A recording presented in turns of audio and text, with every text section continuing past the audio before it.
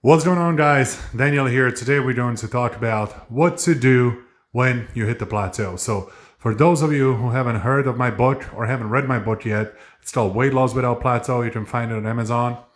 But let's dig deep into this topic. So many people suffer from plateau. It's one of the most common things that I deal with in my job. Why does plateau occur? So we have something in our bodies that's called metabolic adaptation. And without this ability, human organism wouldn't make it through the evolution. So metabolic adaptation is a good thing because during the times of calorie deficiency, the body actually could have lowered the basal metabolite rate, redesigned the composition, dropped the muscle mass to protect the body fat.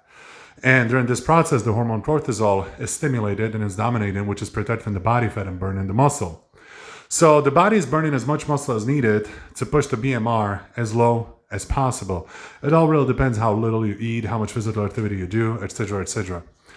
So when the metabolic adaptation happens at the calorie deficit, you pretty much found a homeostasis in a calorie deficit, meaning that your body lives efficiently from very little calories, but it doesn't feel as great. You're pretty exhausted, you're tired, you don't operate as well as you used to do.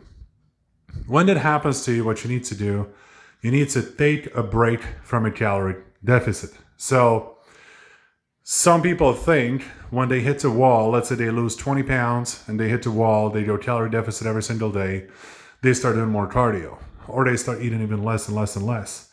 So it's going to lead towards a small weight loss, but most of that weight loss is going to be muscle, which you don't want. You're just going to look worse and worse. So what you really want to do is actually take a break from a calorie deficit. Go to active metabolite rate for about 2-3 weeks. Take a break from a deficit. Let the body readjust. You're probably going to regain 5 to 6 pounds of your lost 20. Body's going to stabilize right there. And then from there, you start a new calorie deficit. However, not on every single day basis. This is where people go wrong. They diet every single day, deficit daily. With deficit daily, you're for certain going to find homeostasis in a deficit. So you don't want that. You want to start at least 3 high days, 4 low days, meaning 3 times a week you eat calories at the active metabolite rate, and then 4 times a week you eat calories in a deficit, where I usually do deficit 300 calories below the basal metabolite rate. So it's all described in my book, Weight Loss Without Plateau, so you can find it on Amazon. But most important thing is to take a break from a deficit when you find a homeostasis there.